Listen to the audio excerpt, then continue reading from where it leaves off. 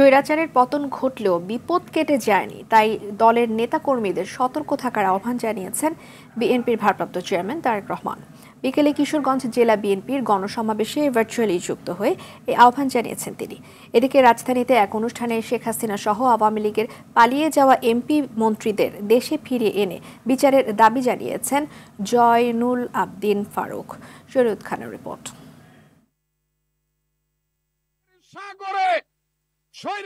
2014 সালের পর কিশোরগঞ্জে বড় ধরনের কোনো কর্মসূচি পালন করতে পারেনি বিএনপি। ছাত্র জনতার গণ অভ্যুত্থানে আওয়ামী লীগ সরকারের পতনের ফলে দীর্ঘ 10 বছর পর শহরের পুরাতন স্টেডিয়ামে গণসমাবেশের আয়োজন করে দলটি। দীর্ঘ সময় পর এই আয়োজনে বেশ উচ্ছ্বসিত ছিল বিএনপি নেতাকর্মীরা।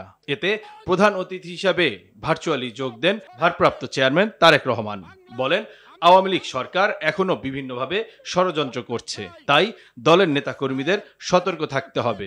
সতর্কভাবে খেয়াল রাখতে হবে আমাদেরকে যে তারা এই কাজটি, জনগণের এই কাজটি করতে গিয়ে জনগণের রাজনৈতিক অধিকার প্রতিষ্ঠা যে কাজ, সেটি করতে গিয়ে এমন কোনো পরিস্থিতির উদ্ভব যেন না হয় যাতে করে অন্য স্বৈরাচার আবার কোনো ষড়যন্ত্র করার সুযোগ পায়। স্বৈরাচারের প্রেতাত্মারা বসে নেই, তারা তাদের ষড়যন্ত্রকে অব্যাহত রেখেছে। জনগণের অর্থ পাচার করে আওয়ামী লীগের নেতা মন্ত্রীরা সম্পদের পাহাড় গড়েছেন বলে অভিযোগ করেন তারেক রহমান। এরই ভিতরে আপনারা দেখেছেন কিভাবে বিদেশে তাদের শত শত বাড়ি ঘর তারা তৈরি করেছে এই জনগণের অর্থ পাচার করে বিগত 17 বছর ধরে।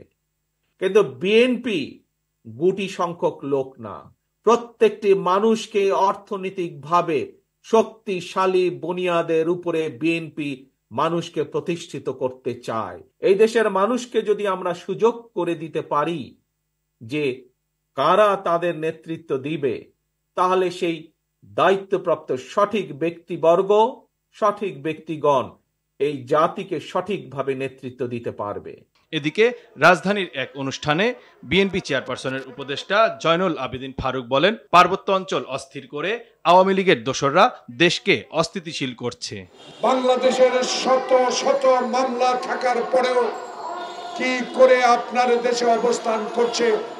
বাংলাদেশের মানুষ আশা করেছিল শেখ হাসিনাকে আপনি অনতিবিলম্বে যেদিন আপনার কূটনীতিক ভিসার অবস্থান শেষ হয়েছিল তার পরের দিন বাংলাদেশে আপনি প্রেরণ করা উচিত ছিল। তাই বাংলাদেশের মানুষ ভারতের এই প্রশাসনকে কোনোদিনও বিশ্বাস করতে পারে না, করবেও না।